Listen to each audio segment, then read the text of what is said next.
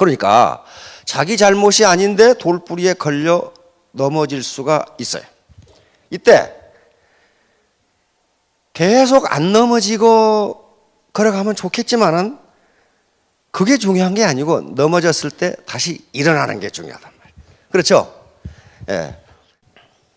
오늘 제목이 이 조 지라드 스토리인데 우리말로는 발음이 조금 거시기 하지만은 이게 굉장한 사람이에요. 우리가 역경을 딛고 성공한 사람들은 우리에게 어떤 영감을 줍니다. 아, 나도 할 수 있겠구나. 조 지라드라는 사람은 미국의 자동차 세일즈 왕입니다. 자동차 세일즈맨인데 이 사람이 자동차를 만들어낸 자동차의 아주 아버지라고 부르는 헨리 포드와 함께 미국의 자동차 명예의 전당에 올라가 있는 분이에요. 지금도 이분의 기록은 깨지지가 않습니다. 깨지지가 않아요. 그리고 단 자동차 세일즈맨을 15년밖에 안 했는데 아직도 기록이 깨지질 않고 15년 동안에 평생 먹을 걸 벌었습니다. 1억 5천만 불을 벌었다고 그러니까 15년 동안에 지금 환율로 따져도 1,500억을 번 겁니다. 우리 돈으로.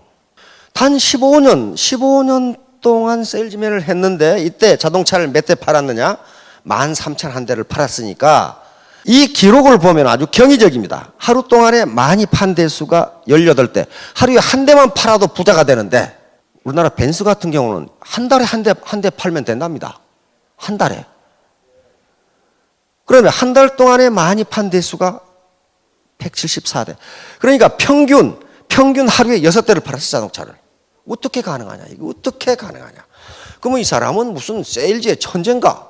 안 그러면 하버드를 나왔는가? 안 그러면 머리가 무슨 IQ가 150이나 되는가? 그렇다면 여기서 소개할 이유가 없어요. 그런 사람은 우리하고 좀 다르니까. 그런데 우리하고 전혀 다를 바도 아니고 또 여기 계시는 분들하고 비교해서 비교 우위를 갖는 분이 전혀 아니에요. 전혀 아니야. 이 양반요, 기네스북에 올라 있고 기네스북에 연 12년을 올라갔어요. 기네스북에 한 번 올라가는 것도 힘드는데 12년을 연속으로 올라간 분이니까 자동차를 얼마나 팔았느냐 하는 것을 알 수가 있어요. 그 다음에 자동차를 판 것뿐만 아니라 지금 우리 시중에도 이분 책이 엄청나게 많이 번역되어 있습니다. 많이 번역되어 있어요. 그리고 역대 대통령들이 전부 초청해서 이렇게 만나고 있어요. 어떻게 이렇게 되었을까? 어떻게? 도대체 이 어떤 인물이냐? 이게 무슨 말이지? 어떤 경위적인 어떤 테크닉이 있느냐? 그런 문제예요. 이렇게 많은 책을 썼어요. 우리 시중에 다 나와 있어요, 이게. 번역이 다 돼 있어요. 왜? 워낙 유명한 사람이기 때문에. 그런데 이렇게 번역이 돼서 우리 시중에서 팔리는 이유가 이 양반 최종 학력이 중졸이기 때문에 무지하게 쉽게 써놨어. 무지하게 쉽고 자기 경험을 써놨어. 이렇게 하니까 되더라. 이렇게 하니까 되더라. 그러니까 세일즈맨이라는 세일즈맨은 다 잡아 이걸. 세일즈 불변의 12가지 법칙 뭐 이런 게 있어요. 근데 그 법칙을 여기 계시는 분들이 모르는 것이냐면 다 알아. 다 아는데 단지 실천하지 않을 뿐이에요. 매우 잘생겼죠. 지금 85세인데 지금도 유명 기업에서 아주 미국 최고 인류 강사로 활동하고 있습니다. 그렇게 많은 영감을 줘요. 중졸짜리가. 하버드 대학생을 앉혀놓고 강의를 한다고. 왜? 내가 그렇게 했다. 이게 내가 이론적으로 그렇게 하는 것이 아니고. 자, 그러면 어떤 사람이냐면은 굉장히 불우한 생애를 살았던 분입니다. 이게 이태리계 이민인데 그것도 시칠리계 이민이에요. 시칠리 하면은 마피아가 생각나시죠? 그래서 미국에서도 이태리 이민을 우습게 생각하는데 그중에 시칠리 이민은요 계속 천대를 받아요. 아주 차별을 받아. 근데 그 후손이니까 얼마나 차별을 받았어요. 그래서 동네 말썽꾼에게다 쌈꾼에다가 감옥만 왔다 갔다 하고 그랬어요.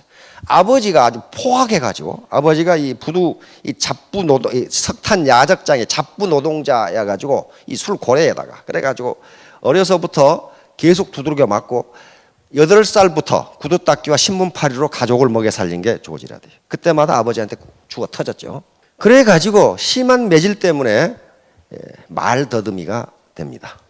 그래서 고등학교에 갔다가 고등학교에서 중퇴한 것이 아니고 쫓겨났어요. 왜냐하면 체육 선생을 두들겨 패가지고 체육 선생이 자기를 시칠리 촌놈이라고 나쁜 놈이라고 욕하니까 그거 가지고 둘이 싸워가지고 체육 선생을 두들겨 패가지고 쫓겨났는데 그러니까 중졸이죠. 그때부터 여러 가지 식당, 잡부, 뭐 구두 닦기, 신문팔이, 짐꾼으로 무려 35세까지 40여 가지의 직업을 전전합니다. 그러다가 마지막에 한 34세쯤 돼가지고는 좋은 건설회사에 들어가서 그 사장님이 아주 성실하고 일을 잘하니까 그 건설회사를 물려줘서 건설회사 하다가 사기를 당해가지고 완전히 신용불량자 파산을 해버려. 그래서 어느 날 집에 와보니까 크리스마스 이브에 집에 와보니까 마누라하고 애들이 굶고 있어. 마누라하고 애들이 굶고 있어. 왜? 집 다 넘어가. 뭐 다 차붙어. 그리고 남편이라는 조지라는 도망가 버리고 없어. 그러니까 굶고 있죠. 거기서 결심을 합니다. 아주 결심을 해. 내가 무슨 일이 있더라도 내 마누라와 내 자식은 먹여 살리겠다. 어떤 일이 있더라도 내가 내 부인과 내 아이는 먹여 살리겠다. 이 결심을 한단 말이에요. 이 결심을. 그런데 그러면 먹여 살려야 되는데 먹여 살리려면 뭘 해야 돼요? 자기 돈이 한 푼도 없으니까 뭔가 취직을 해야 되는데 돈 안 들이고 돈을 벌 수 있는 유일한 방법이 자동차 세일즈맨이었어요. 자동차 파는 거 있죠? 자동차 대리점의 세일즈맨. 그런데 이때 지금도 물어보니까 지금도 그래요. 영국이나 미국에서 자동차 세일즈맨은 어떻게 생각하시면 되냐 하면은 한국에서 다단계꾼 그렇게 생각하시면 돼. 다단계꾼. 그것도 거마대학 다단계꾼. 아주 인상이 안 좋아요. 자동차 세일즈맨은. 왜냐하면은 소비자를 속여서 돈을 버는 도둑놈 그렇게 생각이 돼. 그 다음에 자동차 세일즈맨들은 고객을 뭐라고 생각하냐 하면은 차를 공짜로 가지려고 하는 멍청이 이렇게 생각한단 말이에요. 서로 적대관계예요. 적대관계. 그런데 이거라도 해야 돼. 이거라도 미국에서 천대받는 세일즈맨이라도 해야 돼. 그래서 대리점에 가서 친구에게 나 자동차 세일즈맨 하겠다고 그러니까 이런 지하에 거절. 안 된다는 거예요. 그렇게 친한 친구가 내가 너희 회사에서 세일즈맨 좀 하겠다는데 거절. 그래서 나중에 다른 대리점의 매니저, 알고 있는 매니저한테 가서 왜 그 친구가 거절했느냐 물어보니까 거절할 만한 이유가 있어요. 세일즈맨들이 사무실에 앉아 있다가 고객이 하나 찾아오면 순서대로 그 사람 맞아서 상담하고 이런답니다. 그러니까 여기에 세일즈맨이 하나가 늘면은 자기 순번이 늦어져. 그렇죠? 그러니까 누구도 환영하지 않는다는 거예요. 이미 세일즈맨은 넘친다. 애터미 사업하고는 좀 반대죠. 어떻게 해서든지 끌어들이려고 감은 이설로 꼬여가지고 여기까지 데려오는데 세일즈맨은 그랬단 말이에요. 그런데 어때요? 굳은 결심이 있잖아요. 나는 내 부인과 자식은 무슨 일이 있더라도 먹여 살리겠다. 이 결심을 한 거예요. 그래서 매니저에게 뭘 했냐면 나는 사무실에 기다리면서 내 순번대로 다시 말하면 현재 기존의 세일즈맨들의 몫을 따먹지 않겠다. 그러면 되죠. 그러면 기존의 세일즈맨들에게 피해가 안 가죠. 나는 밖에서 고객을 찾아오겠다. 그러니까 매니저가 예스. 그랬더니 예스. 그런데 이분이 세일즈 왕이 되고 기네스북에 12번이나 올랐으면은 내가 맨 처음 차를 판 사람, 내 차를 산 사람은 누구고, 차종은 뭐고, 가격은 얼마고, 정확히 기억해야 되는데 기억이 하나도 없다고 책에 써놨어요. 차를 팔았다는 것밖에는 기억이 없고, 그렇게 팔아서 집에 빵을 사갔다는 기억밖에는 없다는 거예요. 그러니까 뭐예요? 어떤 일이 있더라도 내 아내와 내 자식에게는 굶지 않게 하겠다고는 그 일념 때문에 온 세일즈맨의 얼굴이 생각나는 것이 아니라 그 사람 얼굴을 보면 빵 생각이 난다 이게. 요놈을 좀 가지고 가야 되는데 그분이 그래놨어요. 그래가지고 그런데 그 고객을 어떻게 잡았느냐? 그 사무실로 찾아온 사람인데 퇴근 시간이 돼가지고 다른 세일즈맨들은 퇴근해버리고 없고 현재 몇 사람 남아있는 사람은 앞에 온 고객하고 상담을 하고 있기 때문에 이 사람을 지금 상대를 안 해주면 이 사람은 갈 사람이야 지금. 갈 사람이니까 다른 사람 몫을 뺏는 게 아니야. 그렇죠? 뺏는 게 아니야. 그래서 잡은 거예요. 잡아서 책에 뭐라고 써놨냐 하면은 요놈하고 사생 결단을 해야 되겠다고 결심을 했다 이게. 이놈한테 자동차를 못 팔면 오늘 밤도 우리 마누라하고 우리 애는 굶어야 된다는 거예요. 그런데 어째서 이 사람을 기억하느냐, 그 사람은 자동차를 팔았다는 기억하느냐 하니까 이 사람 직업이 코카콜라 대리점이다. 그 말이 코카콜라 대리점. 그러니까 딱 떠오른 거야. 아이고 저녁에 맥도날드하고 코카콜라 사가야 되는데. 그래서 그 사람 얼굴이 맥도날드로 보였다가 코카콜라로 보였다가 요것만 기억이 난다는 거예요 지금. 뭐라고 했냐면 요놈이 차를 안 산다고 했으면 나는 이놈 집까지 쫓아가 가지고 그 마누라를 설득하려고 했다 그렇게 적어놨어요. 그만큼 간절했어요. 이걸 못 팔면 오늘 저녁 또 굶어야 돼. 그런데 팔았는데 승용차를 팔았는지 트럭을 팔았는지 그것도 기억 안 난다 이거야. 생각나는 것은 코카콜라하고 맥도날드 햄버거밖에 안 난다 이거 지금.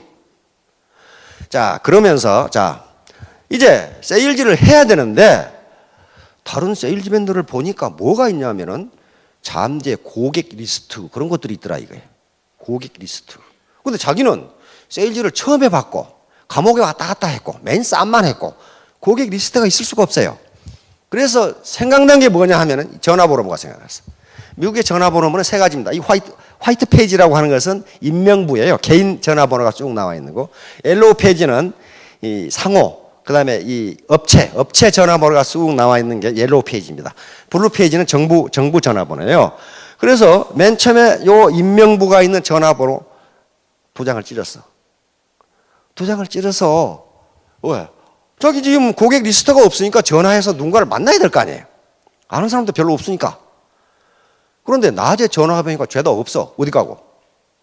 직장에 가고 죄도 없어. 아이고 안 되겠네. 요걸 또 두 장을 찢어서 노란 옐로우 페이지 이게 상호거든. 그러니까 조 지라드의 자동차 세일즈맨 시작이 요 전화번호부 넉 장으로 시작된 거예요. 그런데 첫 달에 세일즈왕이 돼버려요. 첫 달에 세일즈왕이 돼버려요. 다른 사람들은 고객 리스트가 있는데 고객 리스트도 없는데 첫 달에 세일즈왕이 돼버려요. 요게 이제 최대의 관건이었어요. 자동차를 팔긴 팔아야 되는데 아버지한테 어려서 두들겨 맞아가지고 주눅이 들어가지고 말 더듬이야. 근데 세일즈맨은 말을 잘해야 되거든. 그렇죠? 그래야 현혹을 시켜서 자동차를 파는데 말을 더듬어 어도도도 이런단 말이야 지금. 그래서 이 노릇을 어떻게 할꼬? 이게 치명적인 단점이거든. 그런데 말을 더듬건 어떻건 마누라하고 얘를 지금 먹여 살려야 되잖아 지금. 그렇죠? 이렇게 간절한 마음이 있으니까 방법이 나온 거야. 어떤 방법을 택했느냐 하면은 그러면 내가 말을 않고 듣기만 하면 되겠네. 말 안 하면 되잖아요. 안 하면. 응? 그래서 상대방에게 말을 하도록 만드니까 계속 이야기하는 거지. 신나는 거죠. 그러다가 요 사람이 알고 싶어 하는 게 뭐구나. 그것만 머리에 정리를 했어. 그래가지고 아주 간단하게 느릿느릿 얘기를 했어. 우리가 상대방이 알아듣기 좋죠. 그리고 온 고객이 기분이 좋아. 다른 세일즈맨한테 가면 말이지. 이 자식 사기치는 것처럼 유창하게 얘기하는데 이놈은 말을 안 해. 그냥 듣고 있어 그냥. 그래가지고 자기가 필요한 것만 간단하게 얘기를 하니까 호감이 간 거예요.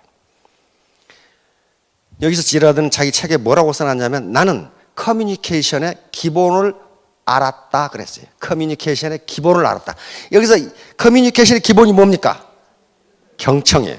상대방의 말을 들어주는 거. 조 지라드는 처음부터 들어주려고 한 것이 아니라 지가 말하면 더듬으니까 그냥 들은 거예요. 그런데 그렇게 하니까 어떻게 돼? 고객이 호감을 갖더라 이게. 내 말을 계속 들어주거든. 계속 들어주니까 호감을 갖고 판매가 이루어지는 거예요. 그래서 첫 소일즈에 성공해서 매니저에게 $10를 빌려서 집에 식료품을 사가지고 갔는데 기분이 얼마나 좋은지 모른다. 세상을 얻은 것처럼. 네, 마누라하고 자식이 굶지 않아도 돼 오늘 저녁은. 이런 마음이 있었던 거예요. 자, 그래서 이분이 결론을 내립니다. 여기서 내가 가지고 있는 것은 간절함, 내 가족을 먹여 살려야 된다는 간절함, 이거 하나밖에 없었다. 간절함, 아던트 디자이어, 요 하나밖에 없었다. 난 테크닉이 있는 것도 아니고 학력이 좋은 것도 아니고 조금 잘생겼어요. 말을 잘하는 것도 아니고 전직이 도둑질 해가지고 감옥이나 왔다 갔다 하고 이런 사람이야, 이런 사람.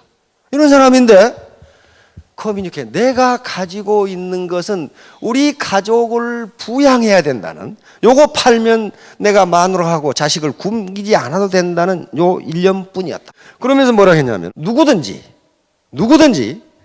비즈니스건 무슨 일이건 성공하고 싶은 사람은 간절한 마음을 갖지 않으면 절대로 성공할 수 없다. 간절한 마음이 없는 사람은 내 이 책을 이상 읽지 않아도 된다 그랬어요. 테크닉만 알아가지고서는 절대 세일즈에 성공할 수 없다. 나는 무슨 일이 있더라도 이 목표를 달성해야 되겠다, 가족을 부양해야 되겠다고 하는 간절한 마음이 없으면 세일즈 성공 못한다 그랬어요. 그러면서 뭐라 했냐면은 꼭 가난해야 된다는 것은 아니다. 가난한 사람은 가족을 부양해야 되겠다고 하는 간절한 마음이 있고, 평생 부인을 고생시킨 사람은 내가 부인을 데리고 유럽 여행을 해야 되겠다고 하는 간절한 마음이 있어야 되고, 거기 또 뭐라 했냐면 나는 지금까지 고생한 우리 장모님께 집을 사드려야 되겠다는 간절한 마음이 있을 수가 있고, 아무튼 또 어떤 사람은 나는 교회에 헌금을 해야 되겠다고 하는 간절한 마음이 있을 수 있고, 하여간 간절한 마음의 종류는 다르지만은 간절한 마음이 없는 사람은 이 책을 더 이상 읽지 마라. 그 테크닉 가지고 안 된다. 그리고 테크닉이라고 하는 것은 이 간절한 마음이 있으면 만들어진다. 자기가 지금 고객 리스트도 없는데 전화번호 뭐 넉 장 찢어가지고 시작한 거예요. 그래서 전화를 어떻게 했냐면, 낮에 전화를 하면 남편들은 출근하고 없어. 부인이 받아. 아, 거기 홍길동 부장님 댁이십니까? 그러면 저쪽에 부인이 아닌데요, 저희 집은 김길동 집인데요, 이렇게 한다는 거야. 그래 이름을 일부러 거꾸로 이야기하는 거야. 아, 제가 실수를 했습니다. 김길동 씨에게 전화를 한다는 게 깜빡 잊고 홍길동 씨에게 전화를 했습니다. 그럼 어떻게 됩니까? 부인은 안 그래도 심심하던 차에 지금 커뮤니케이션이 되는 거예요. 아, 제가 자동차 세일즈맨인데요, 그 김길동 부장님 자동차가 그 뭐지요? 아, 그거 10월에 뭐 몇 년 산인데요. 아, 그러세요? 그러면 그 차를 바꿀 때가 곧 됐네요? 그렇죠? 아, 그러세요? 그래 놓고 김길동이한테 전화를 해. 그 집에 부인한테 전화를 했더니 자동차를 바꾸신다면서요? 안 그래도 지금 바꾸려고 그랬거든. 근데 마누라가 바꿀 때가 됐다고 그랬대. 그러면 이게 연결이 돼. 아, 그러면 제가 좋은 가격에 좋은 자동차를 소개해 줄 테니 이쪽으로 오시면 안 될까요? 이런 식으로 한 거예요. 이런 식으로. 누가 가르쳐 줬어요? 단지 어떻게 해서든지 자동차를 팔아서 마누라하고 자식 먹여 살려야 되겠다는 그 일념 때문에 그렇게 한 거예요. 그 테크닉이 나오더라 이거야. 이건 아주 유명한 법칙입니다. 어느 날 친구 어머니가 돌아가셔가지고 장례식장에 갔는데 그분이 캐토릭이었어요. 캐토릭이어서 캐토릭 성당에서 이 장례 미사를 하는데 문득 장례식장에 참석하면서 의문이 들었어요. 아니, 장의사가 그 미국에 가면은 그 통상 교회나 이 성당에서 이 장례 미사를 하죠. 그런데 이제 이분의 사진에다가 그다음에 찬송가, 그다음에 이분의 양력 업적을 쑥 적어서 팜플렛을 이렇게 나눠주는데 문득 의문이 든 게 뭐냐면, 저 장의사는 몇 사람이나 올 줄 알고 팜플렛을 몇 개나 인쇄할까? 그거 하버드 나와야 압니까? 관심만 있으면 알아요. 조지 라드는 내 가족을 먹여 살려야 된다는 이 일념, 몰입 때문에 뭐든지 보면은 비즈니스하고 연결시키는 그걸 한 거예요. 그래서 장의사한테 물어봤어요. 그 몇 분이나 올 줄 알아서 팜플렛을 몇 장이나 인쇄합니까? 그러니까 그 참석자 명단 한번 세보세요. 약 250명입니다. 어떻게 그걸 압니까? 통상 250명입니다. 그렇게 된 거예요. 그렇구나. 그런데 어느 날 며칠 뒤에 개신교 목사님이 자기 자동차를 사러 오셨어. 옳다 됐다 하고 목사님한테 목사님 그 장례 집전하실 때 통상 몇 사람이나 참석합니까? 그러니까 250명. 개신교 목사님도 250명이라고 그러는 거예요.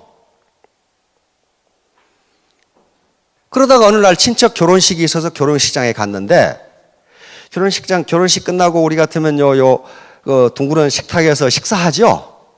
피로연 식사를 하는데 거기서 또 궁금한 생각이 들었어요. 저 주방장은 사람이 몇 사람이나 올 줄 알아서 음식을 얼마나 준비하나? 그 적게 준비해도 안 되고 많이 준비해도 안 되잖아요. 그래서 주방장한테 물었어요. 그 사람이 몇 사람이나 올 줄 알아서 음식을 어떻게 준비합니까? 그래. 주방장이 내뜸 하는 소리가 250명. 그래. 그래서 결혼식과 장례식은 인생이 살아가는 과정에서 굉장히 중요한 통과 의례인데 통과 의례에 우리나라 아닙니다. 미국입니다. 통과 의례에 참석할 정도라고 하면은 굉장히 가깝게지는 사람이다. 그렇다면 한 인간이 가깝게 지내는 사람이 250명이로구나 이 결론을 내는 거야. 여러분 핸드폰 열어보세요. 250개 있어요. 전화번호. 250명이로구나. 그럼 여기서 끝났으면은 위대한 조지라드가 되지를 못해요. 그렇다면 내가 대하는 요 고객 뒤에는 250명이 있구나. 그렇다면 이 사람한테 내가 잘하면 250명에 잘하는 셈이고 이 사람을 기분 나쁘게 하면은 250명에게 기분 나쁘게 하는 거로구나. 이걸 생각한 거예요. 그래서 이 사람이 내 앞에 있는 사람이 아무리 초라해도 지금은 초라하지만은 이 사람 뒤에는 250명이 있기 때문에 250명을 대하는 것처럼 하지 않으면 안 된다는 진리를 깨달은 거예요. 그런데 그것이 쉽게 됩니까? 근사하게 나타나면 굽실굽실하고 노동자 복장을 하고 나타나면 자기가 어쩐지 무시해지더라 이거예요. 그래서 그 훈련을 하는데 2년이 걸렸다고 써놨어요. 나중에 2년이 지나고 나서는 누구든지 똑같이 되었다. 똑같이 되었다. 이 사람이 지금 노동자 복장을 하고 있지만 어떤 사람인지를 모른단 말이에요. 이게 장군급인지 누군지 알 수가 없어요. 이게 이 사람의 성공의 비결입니다.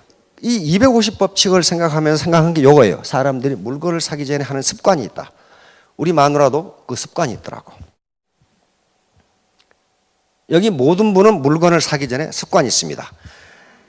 텔레비전을 살 때 그냥 덜렁덜렁 텔레비전 사러 안 가요. 친한 친구나 누구에게 야, 그 텔레비전 너 어디서 사면 그 좋은 거 싸게 사. 그거 물어봐요.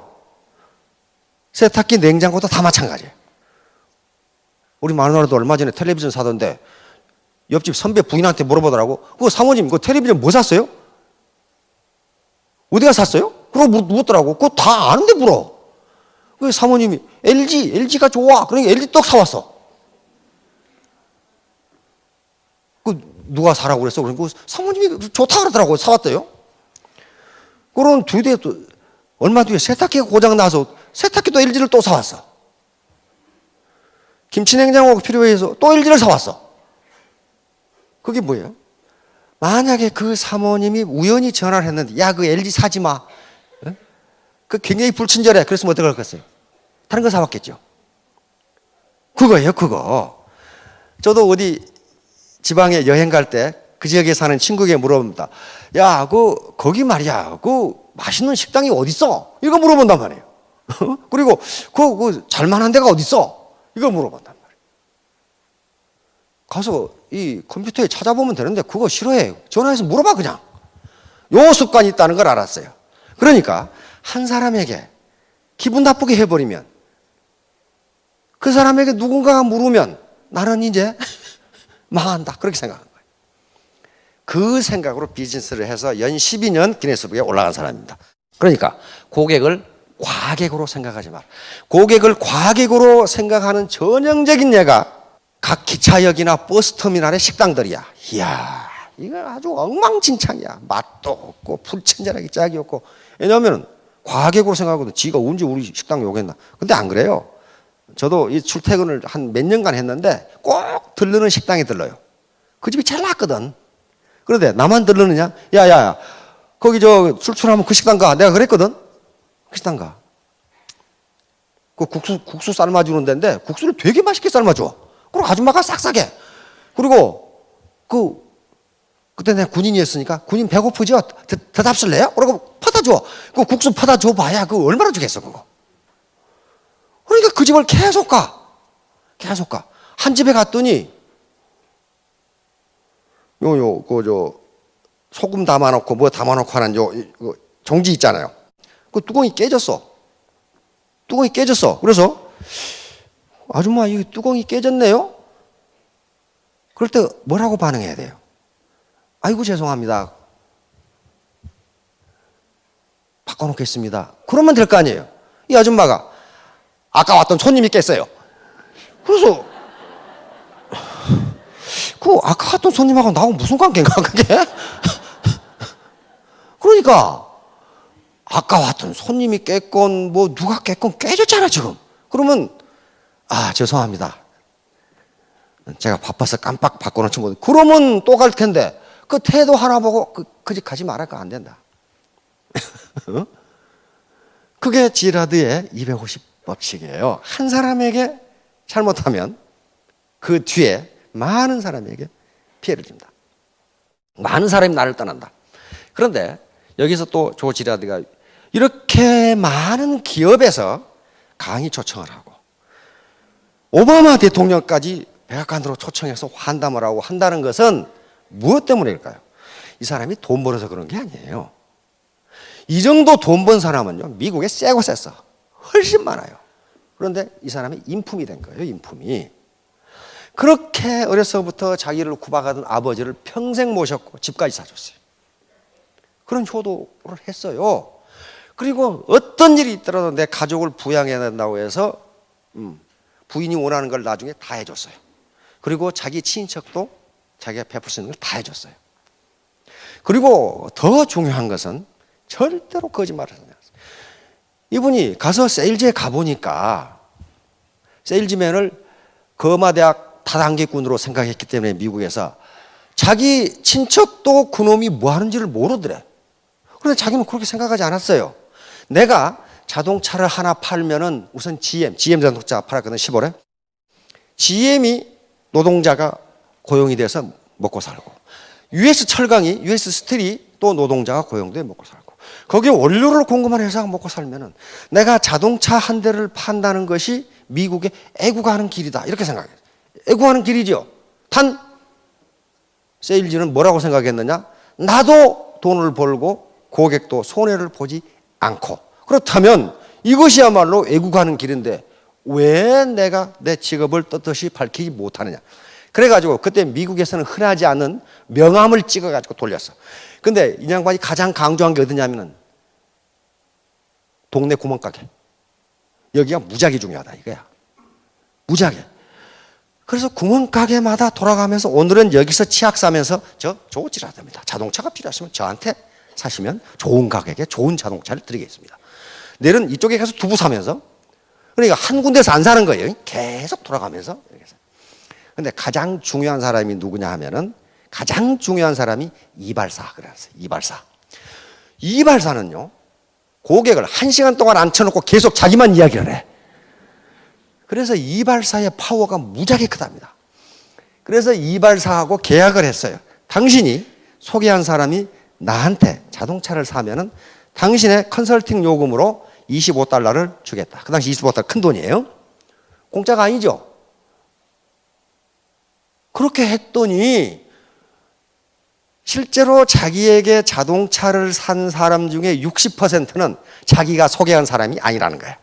전부 그런 사람들이 야, 그 자동차 살려면 조 지라드한테 가봐. 그 사람은 그 거짓말 안 해. 절대로 거짓말을 하지 않았어요. 절대로. 그리고 가장 좋은 조건으로 줬고 폭리를 남기지도 않고 손해를 보고 팔지도 않았어요. 왜? 손해를 보고 팔면 어떻게 됩니까? 누군가에게는 바가지를 씌워야 돼. 그렇죠? 그렇게 해서는 안 된다. 그렇게 해서는 안 된다. 아주 리스너블한 가격으로 팔지 않으면 안 된다.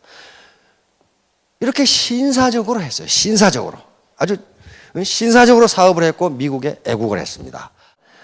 자, 요게 이제 바로 깨진 유리창 법칙인데 일반 수학은 100-1은 99가 되는데 비즈니스 수학은 그렇게 되지 않아요. 하나 잘못하면 다 망하는 수가 있어요. 한 번 잘못하면 다 망해요. 어제 뉴스에 보니까 무슨 뭐 이름을 밝히긴 그런데 무슨 증권이 있죠? 망했죠? 망하기 일보 직전이죠. 파산할 수밖에 없다고 그러는데 하루에 430억이 날라버렸으니까 배팅을 잘못해가지고. 그런데 잘 못 알고 한 것이 아니라 요 버튼을 잘못 눌렀답니다. 요걸 눌러야 되는 요걸 눌러가지고 430억이 날아가 버린 거예요. 그래서 금감원에서는 파산할 수밖에 없다고 지금. 그러니까 요걸 누른다고 누른 게 요게 눌러져진 거야. 예? 저쪽에 그러면 또 하나 있는데 요거예요. 그러니까 한 번 잘못한 게 어떻게 됩니까? 제로가 돼버려요. 바로 한 고객에게 잘못한 게 내 전체의 이미지가 될 수 있다. 그래서 조지 하드는 뭐라고 그랬냐면은 아주 기분이 나쁜 날이 있답니다. 마누라하고 싸웠거나 그 마누라 먹여 살린다고 안 싸우는 것은 아니죠. 컨디션이 매우 안 좋고 하는 날은 출근을 안 했답니다. 뭐라고 했냐면은 하루 쉬는 것이 250명을 잃는 것보다 낫다 그래놨어요. 그날 기분 나쁜 날 가가지고 고객이 오면 잘못하면 그 사람한테 기분 나쁘게 한다 이게. 그럼 그 뒤에 250명이 기분 나빠버리니까 안 된다는 거예요.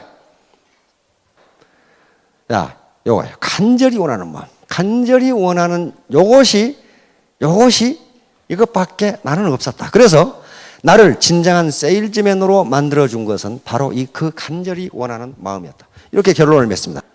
이런 식으로 반드시 성공하지 않으면 난 가족을 먹여 살 수가 없어.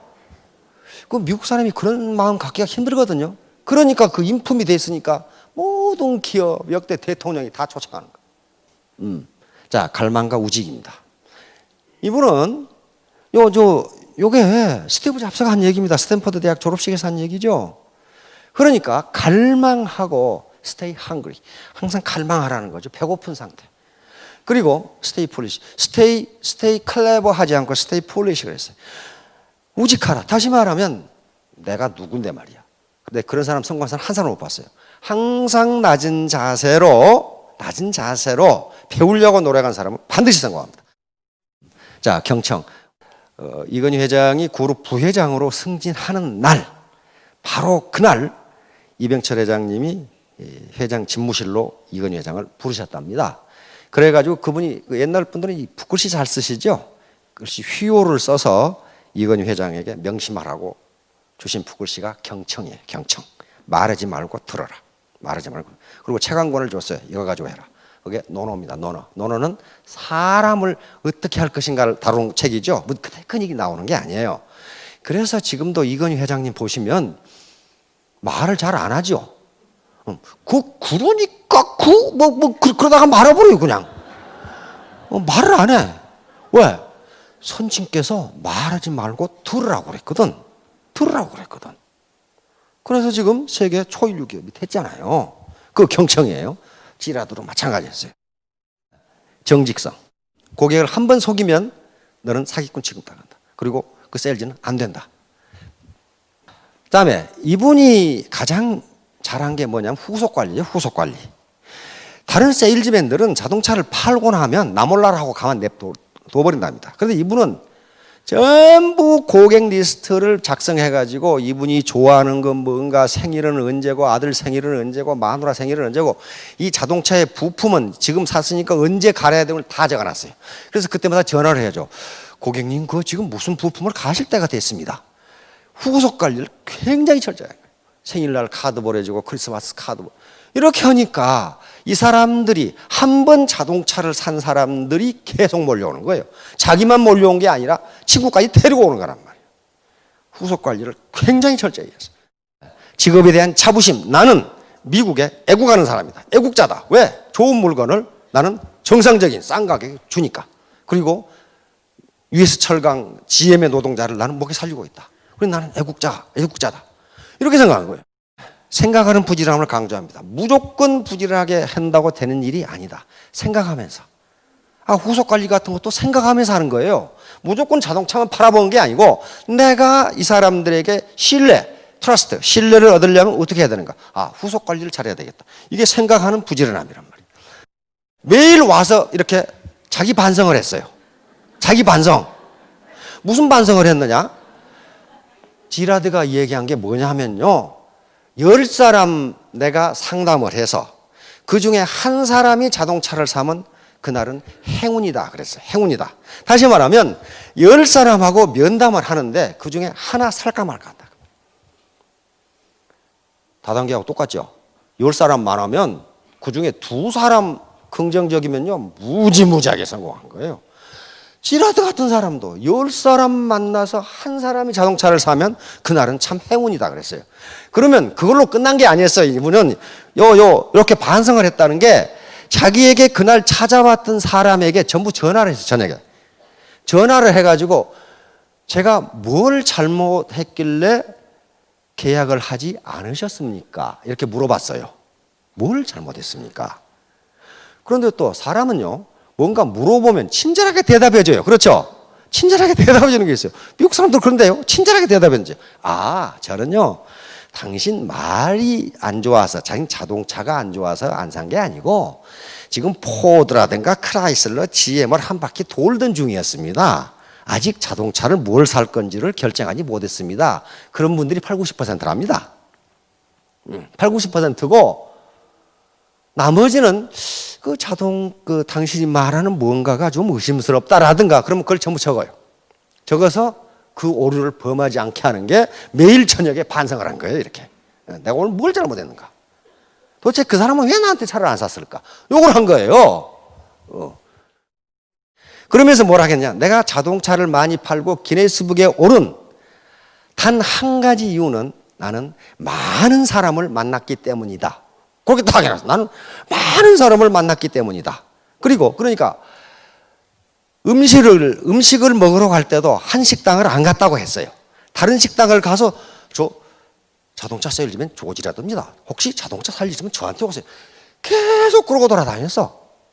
그런데 다른 세일즈맨들을 보니까 지극끼리 식당에 가서 계속 한 대만 간답니다. 계속 한 대만. 자기는 그렇게 안 했다 이거야. 그냥 밥을 먹을 거라면 오늘은 맥도날드, 내일은 버거킹, 내일은 피자핫 이렇게 막 다닌 거예요. 이렇게. 예, 바로 애티튜드입니다. 이제 태도예요. 그러니까 여기서 조 지라드에서 우리가 알 수 있는 것은 무슨 자기의 경력도 아니고 학력도 아니고 무슨 뭐 말을 유창하게 잘하냐 하는 것도 아니고 태도. 여기서 태도는 마음가짐입니다. 예, 마음가짐. 간절한 마음가짐. 요거 없으면 안 된다. 태도입니다. 태도. 애티튜드, 태도. 그러니까 제가 하는 여러 가지 강의가 많은데 그 중에 일관된 것은 태도예요. 태도. 내 태도, 내 마음가짐을 어떻게 가질 것이냐. 요 폴 마이어라고 하는 사람은 미국에 지금 노숙자에서 미국 100대 부자가 된 기업을 40여 개 거느리고 있는 사람인데 이 사람이 자기가 왜 성공했는가를 분석을 해서 지금 우리나라에 들어와 있죠. SMI라고 하는 성공 동기 연구소가 들어와 있어요. 그래서 교육도 시켜요. 연구를 해보니까 단 한 가지더라. 내가 부자가 돼야 되겠다는 마음가짐, 태도, 요것밖에 없더라. 그래서 산에 올라가가지고 attitude is everything. 태도가 전부 다 들어오고 있는 거예요, 지금. 태도. 묘하게 attitude라는 글자 알파벳 순서 합해보면 100점이 되죠? 저녁에 가서 한번 확인해 보세요. 이거 100점 돼요, 이거. 그런데 능력은 1%입니다. 그러니까 능력이 없어 안 되는 게 아니라는 거예요. 이건 누가 한 말이냐면 에디슨이 한 말이에요. 천재는 1%의 영광과 99%의 땀으로 이루어진다. 노력이에요, 노력. 99%의 땀은 태도입니다. 자, 트러스트. 신뢰를 얻어야 돼. 조 지라드는 거짓말을 하면 안 돼요. 신뢰. 그 다음에 팀워크. 네트워크 사업은요. 조 지라드는 혼자 했습니다. 혼자 했는데 혼자 한 게 아니고 팀워크를 가지고 했어요. 자, 보험회사 직원. 자기 전화 받는 여직원. 이렇게 팀워크를 형성해서 했어요. 그 다음에 인테그리티. 성실성. 불성실하면 안 돼요. 만나자고 해놓고 안 나타나고 굉장히 성실한 템퍼는 절제. 자기가 하고 싶은 말, 자기가 하고 싶은 행동 다 하고 어떻게 성공하느냐? 어떻게 오늘은 개모임, 다음 석세스에는 이 동창회, 다음 석세스에는 교회 봉사 모임 이렇게 계속 나가다 보면 안 돼요. 절제. 그다음에 유나이티드 하트 이게 가장 중요해요. 합심. 파트너와 스폰서가 합심을 해서 해야 된다. 그다음에 근면해야 되고. 게으른 사람은 절대로 성공 못해요. 근면해야 돼, 근면. 그리고 에티켓, 예절이 있어야 됩니다. 자, 이렇게 해서 신사숙녀가 되면은 신사숙녀가 됨과 동시에 부자가 되실 겁니다. 그런데 앞에서 다시 처음으로 돌아가서 이제 자기의 미래를 자기가 만들어내야 되는데 자기 미래를 예측하는 가장 좋은 방법은 그것을 만들어내는 일입니다. 안 그러면 미래를 예측할 방법이 없어요. 그게 자기 인생 시나리오고 그것이 로드맵입니다. 내가 지금 길을 가는데 거기에 지도란 말이에요. 근데 그걸 마음만 먹고 실천하지 않으면 아무 소용이 없다. 72대 1 법칙 잊지 마세요. 마음 먹고 결심한 것을 72시간 내에 실천하지 않으면 그것이 성공할 확률은 1%도 안 된다. 자, 여기 계신 분들 모두 3년 후, 5년 후에 로얄 마스터가 되시길 바랍니다. 예, 감사합니다.